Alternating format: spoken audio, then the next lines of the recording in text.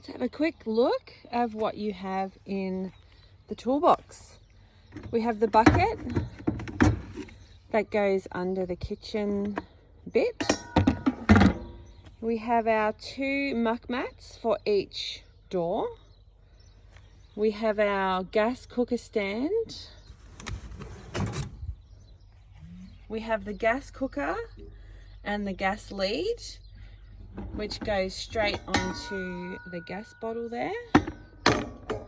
We also have a dustpan. We've got your water on board. We've got a fire extinguisher. We've got the handle for the rear stabilizer legs.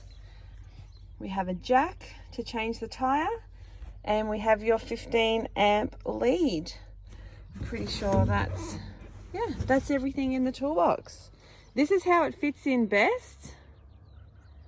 Good luck packing it all back in. It's a little Tetrisy, but it does work.